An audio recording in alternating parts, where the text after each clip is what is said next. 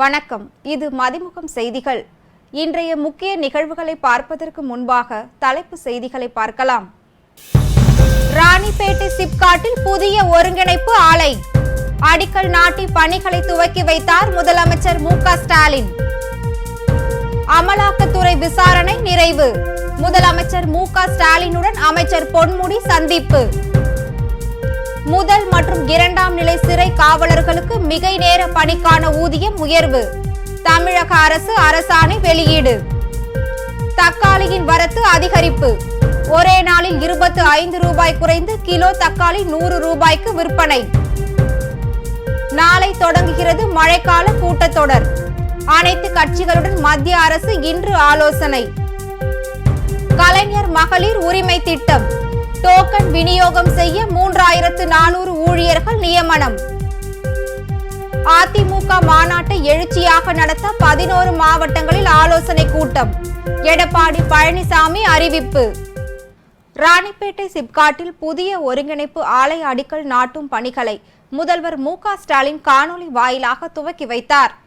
ராணிப்பேட்டை சிப்காட் ஆலையில் புதியதாக திறக்கப்படும் ஆலையானது திரவ மருத்துவ ஆக்சிஜன், திரவ நைட்ரஜன், திரவ ஆர்கான் ஆகியவற்றை உற்பத்தி செய்யும் ஒருங்கிணைந்த ஆலை அமைக்கப்பட உள்ளது. தொழில் ஊக்குவிப்பு மற்றும் வர்த்தகத்துறை சார்பில் இந்த தொழிலகம் மற்றும் மருத்துவ உற்பத்தி ஆக்சிஜன் உற்பத்தி ஆலை துவங்கப்பட உள்ளது. இந்நிலையில் ராணிப்பேட்டையில் உள்ள சிப்காட் தொழிற்சாலை பகுதியில் இன்று புதியதாக ஆலை கட்டுவதற்கு அடிக்கல் நாட்டப்பட்டது. இந்த நிகழ்வை தமிழக முதல்வர் மு.க. ஸ்டாலின் சென்னை தலைமை செயலகத்தில் இருந்து காணொலி வாயிலாக திறந்து வைத்தார். அவருடன் தொழில்துறை அமைச்சர் டி.ஆர்.பி. ராஜா மற்றும் பல அதிகாரிகள் கலந்து கொண்டனர். அமலாக்கத்துறை சோதனை மற்றும் விசாரணையை தொடர்ந்து முதல்வர் மு.க. ஸ்டாலினுடன் அமைச்சர் பொன்முடி சந்தித்து பேசியுள்ளார். 2006 முதல் 2011 திமுக ஆட்சி காலத்தில் செம்மண் குவாரி ஒதுக்கீட்டில் அதிக அளவு மண் எடுத்ததாகவும் சட்டவிரோத பண பரிவர்த்தனை புகார் தொடர்பாகவும் அமைச்சர் பொன்முடி மீது 2011 அதிமுக ஆட்சி காலத்தில் வழக்கு பதிவு செய்யப்பட்டிருந்தது. இந்த வழக்கு பதிவை மையமாக கொண்டு நேற்று முன்தினம் அமலாக்கத்துறை அமைச்சர் பொன்முடி வீட்டில் சோதனை மேற்கொண்டனர். அதன் பின்னர் நேற்று முன்தினம் இரவு 8 மணி அளவில் அமலாக்கத்துறை அலுவலகத்திற்கு அமைச்சர் பொன்முடி அழைத்துச் செல்லப்பட்டு நேற்று அதிகாலை 3 மணி அளவில்தான் விசாரணை முடிந்து வீடு திரும்பினார். மேலும் நேற்று மாலை 4 மணி அளவிலும் அமலாக்கத்துறை அலுவலகத்திற்கு அமைச்சர் பொன்முடி விசாரணைக்கு சென்றார் என்பது குறிப்பிடத்தக்கது. இந்நிலையில் இன்று காலையிலேயே தனது வழக்கமான அலுவல் பணிகளை அமைச்சர் பொன்முடி ஆரம்பிப்பதற்கு முன்னதாக முதலமைச்சர் மு.க. ஸ்டாலின் இல்லத்திற்கு நேரில் சென்று அவரை சந்தித்துள்ளார். சிறை காவலர்களுக்கு மிகை நேர பணிக்கான ஊதியத்தை உயர்த்தி தமிழக அரசு அரசாணை வெளியிட்டுள்ளது. மிகை நேர பணிக்கான ஊதிய உயர்வுக்காக 3.24 கோடி ஒதுக்கீடு செய்யப்பட்டுள்ளது. கடந்த மாதம் ஏப்ரல் 27ஆம் தேதி சட்டப்பேரவையில் சிறைகள் மற்றும் சீர்திருத்த பணிகள் துறையின் கீழ் புதிய அறிவிப்புகளை வெளியிட்ட அமைச்சர் ரகுபதி தமிழகத்தில் சிறைத்துறையில் பணியாற்றும் காவலர்களுக்கு மிகை நேர பணிக்கான ஊதியம் 200 ரூபாயில் இருந்து 500 ரூபாயாக உயர்த்தி வழங்கப்படும் என அறிவித்திருந்தார். இந்நிலையில் முதல் மற்றும் இரண்டாம் நிலை சிறை காவலர்களுக்கு மிகை நேர பணிக்கான ஊதியத்தை உயர்த்தி தமிழக அரசு அரசாணை வெளியிட்டுள்ளது. அதன்படி சிறை காவலர்களுக்கு மிகை நேர பணிக்கான ஊதியத்தை 200 ரூபாயில் இருந்து 500 ரூபாயாக தமிழ்நாடு அரசு உயர்த்தியுள்ளது. நாடாளுமன்ற மழைக்கால கூட்டத்தொடரை முன்னிட்டு இன்று டெல்லியில் அனைத்து கட்சி கூட்டம் நடைபெறுகிறது. இந்த ஆண்டு நாடாளுமன்ற மழைக்கால கூட்டத்தொடர் வரும் ஜூலை 20ஆம் தேதி, அதாவது நாளை பழைய நாடாளுமன்ற கட்டிடத்தில் துவங்கி ஆகஸ்ட் 11ஆம் தேதி நிறைவடைய உள்ளது. நாடாளுமன்ற தேர்தலுக்கு இன்னும் 8 மாதங்களே உள்ள நிலையில் இந்த மழைக்கால கூட்டத்தொடரில் விவாதிக்க பல்வேறு கட்சியினரும் தயாராகி வருகின்றனர். இந்நிலையில் இன்று அனைத்து கட்சி கூட்டத்திற்கு மத்திய அரசு அழைப்பு விடுத்துள்ளது. மழைக்கால கூட்டத்தொடரில் 21 மசோதாக்களை தாக்கல் செய்ய மத்திய அரசு திட்டமிட்டுள்ளது. மேலும் இந்த கூட்டத்தில் மணிப்பூர் விலைவாசி பிரச்சினைகளை பற்றி எதிர்க்கட்சிகள் கேள்வி எழுப்ப உள்ளதாக தெரிகிறது. நாடாளுமன்ற கூட்டத்தொடரை சுமூகமான முறையில் நடத்துவது குறித்து ஆலோசனை மேற்கொள்ள உள்ளனர். மகளிர் உரிமை தொகை திட்டத்திற்கான விண்ணப்பங்கள் டோக்கன்கள் வழங்கும் பணி நாளை முதல் தொடங்குகிறது. தமிழகத்தில் குடும்ப தலைவிகளுக்கு மாதம் தோறும் 1000 ரூபாய் வழங்கும் கலைஞர் மகளிர் உரிமை தொகை திட்டம் அண்ணா பிறந்த நாளான செப்டம்பர் 15ஆம் தேதி முதலமைச்சர் மு.க. ஸ்டாலின் தொடங்கி வைக்க உள்ளார். இதற்காக தமிழக அரசு பல்வேறு நடவடிக்கைகளை மேற்கொண்டு வருகிறது. இதில் ஒரு பகுதியாக மகளிர் உரிமை தொகை 1000 ரூபாய் வழங்குவதற்காக ஜூலை 20ஆம் தேதி முதல் வீடு வீடாக டோக்கன் விண்ணப்பம் விநியோகம் செய்யப்படும் என்று அறிவிக்கப்பட்டுள்ளது. இந்நிலையில் கலைஞர் மகளிர் உரிமை தொகைக்கான டோக்கன்கள் விண்ணப்ப விநியோகம் நாளை முதல் தொடங்க உள்ளது. வீடு வீடாக விண்ணப்பங்கள் டோக்கன்கள் பணி நாளை முதல் தொடங்குகிறது. யார் எந்த நாளில் முகாமில் பங்கேற்பது உள்ளிட்ட விவரங்கள் படிவத்தில் இருக்கும் என்றும் முகாம் நடக்கும் இடம் குறித்து நியாய விலை கடைகளில் தமிழில் பலகை வைக்கப்பட உள்ளது எனவும் தெரிவிக்கப்பட்டுள்ளது. இதனிடையே மகளிர் உரிமை தொகை திட்டத்தில் பயன்பெற விண்ணப்ப பதிவுக்கான முதற்கட்ட முகாம் ஜூலை 24ஆம் தேதி முதல் ஆகஸ்ட் 4ஆம் தேதி வரை நடைபெறும் என்றும் ஆகஸ்ட் 5 முதல் 16ஆம் தேதி வரை முதற்கட்ட முகாம் நடைபெறும் எனவும் சென்னை மாநகராட்சி அறிவித்துள்ளது. அதிமுக மாநாட்டை எழுச்சியாக நடத்த 11 மாவட்டங்களில் ஆலோசனை கூட்டம் நடைபெறும் என்று எடப்பாடி பழனிசாமி அறிவித்துள்ளார். அடுத்த மாதம் 20ஆம் தேதி மதுரையில் அதிமுக சார்பில் வீர வரலாற்றின் பொன்விழா எழுச்சி மாநாடு என்ற தலைப்பில் பிரம்மாண்ட மாநாடு நடைபெறுகிறது. ஒவ்வொரு மாவட்டத்திலும் இருந்து ஏராளமான தொண்டர்கள் கலந்து கொள்வதற்கு ஏற்பாடு செய்யப்பட்டு வருகிறது. இதற்கான வாகனங்கள், தங்கும் இடம் உட்பட அனைத்து ஏற்பாடுகளையும் கவனிக்க தனித்தனியே நிர்வாகிகள் நியமனம் செய்யப்பட்டு பணிகள் நடைபெற்றுக் கொண்டிருக்கின்றன. இம்மாநாடு சிறப்புடன் நடைபெறுவதற்கு 11 மாவட்டங்களில் ஆலோசனை கூட்டங்கள் வருகிற 28ஆம் தேதி முதல் நடைபெற உள்ளது. இதில் மூத்த நிர்வாகிகள் கலந்து கொண்டு ஆலோசனை வழங்க உள்ளனர். இதற்கான ஏற்பாடுகளை அந்தந்த மாவட்ட செயலாளர்கள், நிர்வாகிகள் சிறப்பாக செய்ய வேண்டும் என எடப்பாடி பழனிசாமி கேட்டுக் கொண்டுள்ளார். தக்காளியின் விலை இன்று கிலோவிற்கு 25 ரூபாய் குறைந்து விற்பனை செய்யப்படுகிறது. கடந்த சில நாட்களாக தக்காளி விலை தொடர்ந்து உயர்ந்து வந்த நிலையில் இன்று சென்னை கோயம்பேடு காய்கறி சந்தையில் தக்காளியின் விலை நேற்றை விட 30 ரூபாய் குறைந்து கிலோ தக்காளி 90 ரூபாய்க்கு விற்பனையாகி வருகிறது.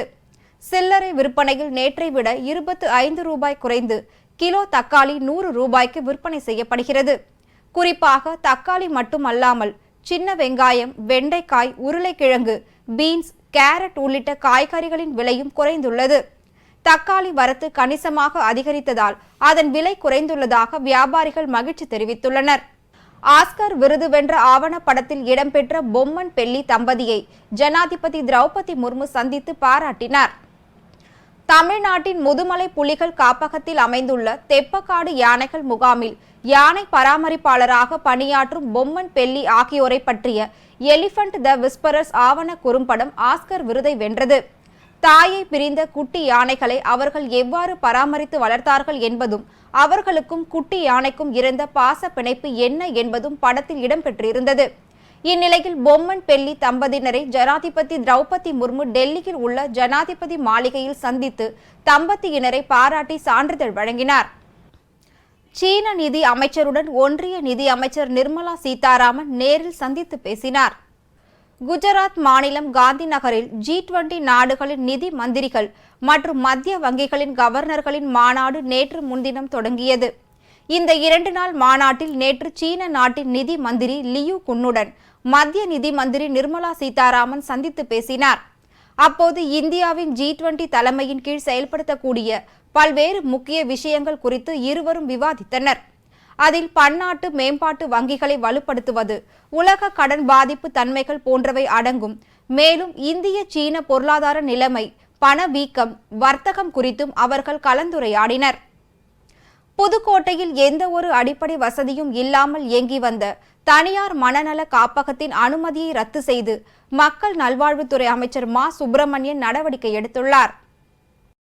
புதுக்கோட்டை மாவட்டம் அன்னவாசலில் இயங்கி வந்த தனியார் தொண்டு நிறுவன மனநல காப்பகத்தை அமைச்சர் மா சுப்பிரமணியன் பார்வையிட்டு ஆய்வு செய்தார். அப்போது அங்குள்ள சிறிய அறைகளில் 59 பெண்கள் தங்க வைக்கப்பட்டதை கண்டறிந்தார். மேலும் சுகாதாரமற்ற முறையில் காப்பகம் இயங்குவதும் தெரிய வந்தது. இதனால் அதிருப்தி அடைந்த அமைச்சர் மா சுப்பிரமணியன் உடனடியாக அந்த மனநல காப்பகத்தின் உரிமத்தை ரத்து செய்ய உத்தரவிட்டார். அத்துடன் அந்த மனநல காப்பகத்தை முறையாக கண்காணிக்காத மாவட்ட சுகாதார இணை இயக்குநர் ராமுவை தற்காலிக பணியிடை நீக்கம் செய்யவும், அன்னவாசல் வட்டார மருத்துவமனை தலைமை மருத்துவர் சரவணனை பணியிடை மாற்றம் செய்யவும் மா சுப்பிரமணியன் உத்தரவிட்டுள்ளார். மனநல காப்பகம் ஒன்றினை அரசு இடத்தில் ஒரு கட்டிடம் தந்திருக்கிறார்கள். அந்த கட்டிடத்தை போய் ஆய்வு செய்தோம். தனியார் தொண்டு நிறுவனம் நிர்வகிக்கிற கட்டிடம் தான் என்றாலும் அதில் ஒரு 3-4 சிறிய அறைகளில் 59 பெண்கள் அனுமதிக்கப்பட்டிருக்கிறார்கள், தங்க வைக்கப்பட்டிருக்கிறார்கள். அது உள்ளே போய் பார்த்தபோது சுகாதாரமற்ற சூழலும், அவர்களுக்கு சரியான வகையில் உணவு வழங்காத நிலையும், அவர்களுக்கு படுக்கைகள், குறிப்பாக கட்டில் போன்ற வசதிகள் இல்லாமல் தரையில் படுத்துறங்கும் அவல நிலையும் இருந்து கொண்டிருக்கிறது. ஒரு அறையில் 3-4 பேர் மட்டுமே தங்க முடியும் என்கின்ற நிலையில் 15-20 பேர் என்கின்ற அளவிலே அதிலே அடைத்து வைக்கப்பட்டிருக்கிறார்கள். பார்த்த உடனே ஒரு பெரிய அளவிலான அதிர்ச்சியாக இருந்தது. அந்த வகையில் இணை இயக்குனர் அவர்கள் அந்த அமைப்பை போய் பார்க்காமல் இருந்திருக்கிறார். அவரை கேட்டபோது வாரத்திற்கு ஒரு முறை வந்தேன் என்று சொன்னார். ஆனாலும் கூட வாரத்திற்கு ஒரு முறை அவர் போயிருந்தால் நிச்சயம் அந்த அவல நிலை நீடித்திருக்காது.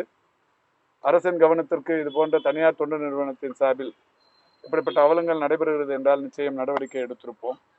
ஆனால் யாருடைய கவனத்துக்கும் அது வராத நிலையில் அவரை உடனடியாக டிஎம்எஸ்-இடம் சொல்லி சஸ்பெண்ட் செய்ய சொல்லியிருக்கிறோம். தற்காலிக பணி இடைநீக்கம் செய்ய சொல்லியிருக்கிறோம். தஞ்சாவூரில் மதுபான கடையின் முன்பு போராட்டத்தில் ஈடுபட்ட இந்திய மார்க்சிஸ்ட் கட்சியினரை காவல்துறையினர் வலுக்கட்டாயமாக கைது செய்த சம்பவத்தால் அப்பகுதியில் பரபரப்பு நிலவியது. தஞ்சாவூர் மாவட்டம் ஒரத்தநாடு அருகே கடைத்தெரு பகுதியில் அரசு மதுபான கடை செயல்பட்டு வருகிறது. பிரதான கடை தெருவின் வங்கிக்கு அருகிலும் பள்ளி கல்லூரி மாணவ மாணவிகள் செல்லக்கூடிய சாலையிலும் அமைந்துள்ளதால் பொதுமக்களுக்கும் வியாபாரிகளுக்கும் மிகப்பெரிய இடையூறாக இருப்பதால் இந்த கடையை மூட வேண்டும் என பொதுமக்கள் தொடர்ந்து கோரிக்கை வைத்து வந்தனர். ஆனால் இது குறித்து எந்த நடவடிக்கையும் எடுக்காததை கண்டித்து இந்திய மார்க்சிஸ்ட் கட்சியின் மத்திய குழு உறுப்பினர் வாசுகி தலைமையில் மதுபான கடைக்கு பூட்டு போடும் போராட்டத்தில் ஈடுபட்டனர். அப்போது காவல்துறையினருக்கும் போராட்டக்காரர்களுக்கும் இடையே தள்ளுமுள்ளு ஏற்பட்டது. 1 மணி நேரம் நீடித்த இந்த போராட்டத்தில் சுமூக பேச்சுவார்த்தை ஏற்படாததை அடுத்து காவல்துறையினர் போராட்டத்தில் ஈடுபட்டவர்களை வலுக்கட்டாயமாக கைது செய்தனர். இதனால் அப்பகுதியில் பதட்டமான சூழல் நிலவியது. வேலூரில் தனது வீட்டை வாடகைக்கு குடியெடுத்து காலி செய்யாமல் தன்னை மிரட்டுபவர்கள் மீது நடவடிக்கை எடுக்க கோரி திருநங்கை மாவட்ட ஆட்சியர் அலுவலகத்தில் மனு அளித்துள்ளார். வேலூர் மாவட்டம் புத்தூரை சேர்ந்த சுஷ்மிதா என்ற திருநங்கை தனக்கு சொந்தமான வீட்டை மேனகா ரவிச்சந்திரன் என்பவருக்கு வாடகைக்கு விட்டுள்ளார். தற்போது மீண்டும் திருநங்கை சுஷ்மிதா வீட்டை காலி செய்து தர தங்க வேண்டும் என சொல்லியும் அவர்கள் வீட்டை காலி செய்யாமல் திருநங்கைக்கு மிரட்டல் விடுத்துள்ளனர். இதனை அடுத்து மாவட்ட ஆட்சியர் அலுவலகத்தில் தனது வீட்டை மீட்டு தருமாறு திருநங்கை சுஷ்மிதா மனு அளித்துள்ளார். என் பேர் சுஷ்மிதா, ஊசூர் பக்கத்தில் புத்தூர். எங்கள் ஆயாவுடைய வீடு, அவங்க 2-3 வருஷமாக அந்த வீட்டில் வாடகை இருக்கிறாங்க. 6 மாதத்துக்கு முன்னாடி எங்களுக்கு இடம் இல்லை, நாங்கள் இருக்கிற வீடு ரொம்ப டேமேஜ் ஆகிடுச்சு, அந்த வீட்டில் இருக்கணும்னு சொல்லிட்டு போய் காலி பண்ண சொன்னோம். மேனகா ரவிச்சந்திரன் அவங்க காலி பண்ணுறேன்னு சொல்லிட்டு ஃபஸ்ட்டில் சொன்னாங்க. திருப்பி இப்போ போய் கேட்கும்போது காலி பண்ண முடியாது அப்படின்னு சொல்லிட்டு சொல்கிறாங்க. அந்த மேனகாவுடைய சொந்தக்கார் 3 பேர், அவங்க அண்ணன் தம்பிங்க இருக்கிறாங்க. ஸ்ரீதர், உலகநம்பி, அருணா அப்படின்னு சொல்லிட்டு 3 பேர். அவங்க 3 பேரும் அவங்கள காலி பண்ண கூடாது தடுக்கிறாங்க. அவங்க 3 பேர் தான் இதுக்கு ஃபுல்லாகவே காரணமாக இருக்கிறாங்க. நீங்கள் என்ன பண்ணுறீங்களோ பண்ணுங்க, நான் காலி பண்ண முடியாது அப்படின்னு சொல்கிறாங்க. அதனால் நான் கலெக்டரேட்டில் கலெக்டர்கிட்ட பார்த்து மனு கொடுத்தேன். மனு கொடுத்து அவங்க காலி பண்ணி தரணும்னு சொல்லிட்டு கோரிக்கை வச்சுருக்கேன். திருப்பத்தூர் மாவட்டத்தில் விபத்தில் சிக்கிய பெண்ணையும் குழந்தையையும் ஆயுதப்படை பெண் காவலர் மற்றும் மாவட்ட ஆட்சித்தலைவர் மீட்டு மருத்துவமனைக்கு அனுப்பி வைத்தனர். திருப்பத்தூர் மாவட்டம் ஜோலார்பேட்டை அடுத்த பாலனங்குப்பம் பகுதியை சேர்ந்த ஜமுனா என்பவர் தனது 2 வயது மகனுடன் சாலையின் குறுக்கே கடக்கும் போது நிலை தடுமாறி கீழே விழுந்துள்ளார். அப்போது அவ்வழியாக சென்ற மாவட்ட ஆட்சியர் மற்றும் ஆயுதப்படை பெண் காவலர் விபத்து சம்பவங்களை கண்டு விபத்துக்குள்ளானவர்களை 108 வாகனத்தில் ஏற்றி சிகிச்சைக்காக அரசு மருத்துவமனைக்கு அனுப்பி வைத்தனர். இந்த சம்பவம் குறித்து அப்பகுதியினர் அதிகாரிகளை வெகுவாக பாராட்டி வருகின்றனர். மன்னார்குடி அருகே பொதுமக்களுக்கு பயன்பாட்டில் இருந்த மன்னர் குளத்தில் மது பிரியர்கள் மதுவை குடித்துவிட்டு பாட்டில்களையும் பிளாஸ்டிக் பொருட்களையும் வீசியதால் மாசடைந்து காணப்படுவதாக கிராம மக்கள் புகார் அளித்து வருகின்றனர். திருவாரூர் மாவட்டம் மன்னார்குடி அருகே வடுவூர் கிராமத்தில் மன்னர் குளம் உள்ளது. இதன் அருகில் உள்ள மதுபான கடைக்கு வரும் மது பிரியர்கள் குளத்தின் கரையில் அமர்ந்து மது குடித்துவிட்டு மது பாட்டில்கள், பிளாஸ்டிக் தண்ணீர் பாட்டில்களை குளத்தில் வீசி செல்கின்றனர். இதனால் அக்குளம் அசுத்தமடைந்து பொதுமக்கள் குளிப்பதற்கோ மற்ற உபயோகங்களுக்கு பயன்படுத்த முடியாத அளவிற்கு மாசடைந்து மீன் வளர்ப்பும் பாதிக்கப்பட்டுள்ளது. மேலும் வயல்களில் பாட்டில்களை உடைத்து போடுவதால் விவசாயம் செய்ய முடியாத நிலையும் ஏற்பட்டு வருகிறது. இதனால் பள்ளி செல்லும் மாணவ மாணவிகள் மற்றும் விவசாய தொழிலாளர்கள் பெரிதும் பாதிக்கப்படுகின்றனர். எனவே இந்த மதுக்கடையை அரசு அகற்றி குளத்தையும் விவசாயத்தையும் பாதுகாக்க வேண்டும் என அப்பகுதி மக்கள் கோரிக்கை விடுத்துள்ளனர்.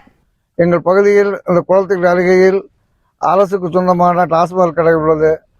அந்த மதுபானங்களை வாங்கி குளக்கரையில் குடித்துவிட்டு குளத்தில் யூஸ் பண்ணுற பாட்டிலும் அது கப்பு மீசிடுறாங்க. குளம் ஃபுல்லாக அந்த கப்பு தான் இருக்குது. தண்ணீர் மாடு குளிப்பாட்ட முடியலை. பெண்கள் மாடு மேய்ச்சி கறவை பால் கறவை சார்ந்த கிராமம். வீட்டுக்கு 2 மாடு இருக்குது. கொண்டாந்து குளிப்பாட்ட முடியலை. சாயந்தரம் 5 மணி ஆகிட்ட மது பிரியர்கள் பூரா வந்து குளத்தை சுற்றி உட்காந்துடுறாங்க. மாட்டை இறக்கி குளிப்பாட்ட முடியலை. எங்கள் ஊரில் ட்ரைனேஜ் வடிகாலும் சரியில்லை. ஆற்று இது ஏரியிலேருந்து வந்த பாசன வாய்க்காலும் தூர் வரலன்ட்டு கம்ப்ளீட்டாக மூடிட்டு போயிட்டாங்க. வெட்டால அரசின் கவனத்திற்கு மீடியாக்கள் கொண்டு செல்லணும். வாணியம்பாடி அருகே சர்வீஸ் சாலையில் இருந்து தேசிய நெடுஞ்சாலைக்கு சென்ற டிப்பர் லாரி மீது பின்னால் வந்த ஈச்சர் லாரி மோதிய விபத்தில் ஓட்டுநர் பரிதாபமாக உயிரிழந்தார். திருப்பத்தூர் மாவட்டம் வாணியம்பாடி அருகே சென்னை தேசிய நெடுஞ்சாலையின் சர்வீஸ் சாலையில் இருந்து ஜல்லி கற்கள் ஏற்றி சென்ற டிப்பர் லாரியின் மீது பின்னால் வந்த ஈச்சர் லாரி மோதி விபத்துக்குள்ளானது. இந்த விபத்தில் ஈச்சர் லாரியை ஓட்டி வந்த திருவள்ளூர் மாவட்டத்தை சேர்ந்த குணசேகரன் என்பவர் லாரியின் இடிபாட்டில் சிக்கி பரிதாபமாக உயிரிழந்தார். தகவல் அறிந்து வந்த காவல்துறையினர் ஜேசிபி எந்திரத்தை வரவழைத்து இடிபாட்டில் சிக்கி இருந்த ஓட்டுநரை மீட்டு பிரேத பரிசோதனைக்காக அரசு மருத்துவமனைக்கு அனுப்பி வைத்தனர். மேலும் இந்த விபத்து தொடர்பாக காவல்துறையினர் வழக்கு பதிவு செய்து விசாரணை மேற்கொண்டு வருகின்றனர். மயிலாடுதுறை மாவட்டம் தரங்கம்பாடி அருகே வாய்க்கால் தூர்வாரிய போது கண்டெடுக்கப்பட்ட பெருமாள் சிலை பாதுகாப்பாக தாசில்தார் அலுவலகத்தில் வைக்கப்பட்டது. மயிலாடுதுறை மாவட்டம் தரங்கம்பாடி தாலுகா நெடுவாசல் ஊராட்சிக்கு உட்பட்ட செருங்கடம்பனூர் கிராமத்தில் உள்ள சிங்கமட வாய்க்கால் தூர்வாரும் பணி நடைபெற்றுள்ளது. ஜேசிபி இயந்திரம் கொண்டு வாய்க்காலை தூர்வாரி மண்ணை கரையில் அணைத்த போது மண்ணுக்கு அடியில் இருந்து 5 அடி உயரமுள்ள கருங்கல்லால் ஆன பழமையான பெருமாள் சிலை கண்டெடுக்கப்பட்டுள்ளது. தகவல் அறிந்து வந்த தரங்கம்பாடி தாசில்தார் சரவணன் மற்றும் பொறையாறு காவல்துறையினர் சம்பவ இடத்திற்கு விரைந்து சென்று பழமையான பெருமாள் சிலையை கைப்பற்றி எடுத்து வந்து தரங்கம்பாடி தாலுகா அலுவலகத்தில் பாதுகாப்பாக வைத்துள்ளனர். இந்த சம்பவம் அப்பகுதியில் பெரும் பரபரப்பை ஏற்படுத்தியுள்ளது. திருவாரூர் மாவட்டம் கூத்தாநல்லூரில் ஆன்லைன் லாட்டரி விற்பனையில் ஈடுபட்ட 3 பேரை காவல்துறையினர் கைது செய்தனர். திருவாரூர் மாவட்டம் கூத்தாநல்லூர் பகுதியில் லாட்டரி சீட்டுகள், போதைப் பொருட்கள் மற்றும் போலி மது விற்பனையை தடுக்க மாவட்ட காவல் கண்காணிப்பாளர் டிபி சுரேஷ்குமார் அறிவுறுத்தலின் பேரில் கூத்தாநல்லூரில் பகுதி முழுவதும் காவல்துறையினர் ரோந்து பணியில் ஈடுபட்டனர். அப்போது மரக்கடையை சேர்ந்த கண்ணன் மற்றும் முகமது அன்சாரி, கூத்தாநல்லூர் முகமது மகசூம் உள்ளிட்ட 3 பேரும் தொடர்ந்து ஆன்லைன் லாட்டரி விற்பனையில் ஈடுபட்டது தெரிய வந்தது. இந்த நிலையில் 3 பேரையும் காவல்துறையினர் கைது செய்து வழக்கு பதிவு செய்து விசாரணை மேற்கொண்டு வருகின்றனர். தமிழ்நாடு ஆளுநர் RN ரவியை திரும்ப பெற கோரி பொது மக்களிடம் 1 கோடி கையெழுத்து இயக்கம் திருப்பூர் மாவட்டம் மதிமுக சார்பில் நடைபெற்றது. தமிழக ஆளுநர் RN ரவியை திரும்ப பெற கோரி குடியரசுத் தலைவரை வலியுறுத்தி திருப்பூரில் மறுமலர்ச்சி திராவிட முன்னேற்ற கழகத்தின் ராயபுரம் கருவப்பாளையம் பகுதி கழகத்தின் சார்பில் பொது மக்களிடம் கையெழுத்து பெறும் நிகழ்வு பகுதி கழக செயலாளர் சரவணன் தலைமையில் நடைபெற்றது. இந்த நிகழ்ச்சியை மாநகர் மாவட்ட செயலாளர் நாகராஜ் துவக்கி வைத்தார். இதுவரை திருப்பூர் மாநகர் மாவட்டத்தில் மட்டும் 75,000 கையெழுத்து பெற்று உள்ளதாகவும் தெரிவித்தனர். இந்நிகழ்ச்சியில் மதிமுக நிர்வாகிகள் ஏராளமானோர் கலந்து கொண்டனர். திருவள்ளூர் மாவட்டம் மீஞ்சூர் அருகே அரியன் வாயிலில் பேரூராட்சி நிர்வாகத்தை கண்டித்து கண்டன ஆர்ப்பாட்டம் நடைபெற்றது. திருவள்ளூர் மாவட்டம் மீஞ்சூர் பேரூராட்சிக்கு உட்பட்ட ஜெகன் நகர் குடியிருப்பு பகுதியில் வசிக்கும் பொதுமக்களுக்கு ஒதுக்கப்பட்ட இடத்தில் சுகாதாரத்தை சீரழிக்கும் குப்பை கழிவுகளை தரம் பிரிக்கும் வளமீட்பு பூங்காவினை அமைத்திட முயற்சித்து பணிகளை செய்து வரும் மீஞ்சூர் பேரூராட்சி நிர்வாகத்தினை கண்டித்து கண்டன ஆர்ப்பாட்டம் நடைபெற்று வருகிறது. இந்த வள மீட்பு பூங்காவினை பொதுமக்களுக்கு இடையூறு இல்லாத வேறு இடத்திற்கு மாற்றிடவும், இப்பகுதி நிலத்தடி நீர் மற்றும் அப்பகுதி மக்களின் வாழ்வாதாரத்தை சீரழிக்க வேண்டாம் எனவும் பொதுமக்கள் வலியுறுத்தி ஆர்ப்பாட்டத்தில் ஈடுபட்டனர். இதனால் அப்பகுதியில் சிறிது நேரம் போக்குவரத்து பாதிப்படைந்து பரபரப்பு ஏற்பட்டது. இன்றைய தங்கம் வெள்ளி விலை வழங்குவோர் அட்டிகா கோல்ட் கம்பெனி. 22 கேரட் ஆபரண தங்கத்தின் விலை சவரனுக்கு 320 ரூபாய் அதிகரித்து 44,720 ரூபாய்க்கு விற்பனை செய்யப்படுகிறது. நேற்று ஆபரண தங்கத்தின் விலை சவரனுக்கு 44,400 ரூபாய்க்கு விற்பனை செய்யப்பட்டு வந்த நிலையில் இன்று 320 ரூபாய் அதிகரித்து 44,720 ரூபாய்க்கு விற்பனை செய்யப்படுகிறது. அதேபோல் வெள்ளியின் விலையும் கிராமுக்கு 60 காசுகள் குறைந்து 82 ரூபாய், 1 கிலோ வெள்ளியின் விலை 82,000 ரூபாய்க்கு விற்பனை செய்யப்படுகிறது. கொலம்பியா நாட்டில் ஏற்பட்ட கடுமையான நிலச்சரிவில் சிக்கி 12 பேர் உயிரிழந்துள்ளனர். கொலம்பியா நாட்டில் குண்டினமார்கா மாகாணம் பகுதியில் ஏற்பட்ட இந்த நிலச்சரிவில் 12 பேர் உயிரிழந்துள்ளனர். அப்பகுதியில் உள்ள சாலைகள் முழுவதும் மண் மூடியதால் போக்குவரத்தும் பாதிக்கப்பட்டது. மேலும் நிலச்சரிவில் ஏராளமான வீடுகளும் இடிந்து விழுந்து சேதமடைந்தன.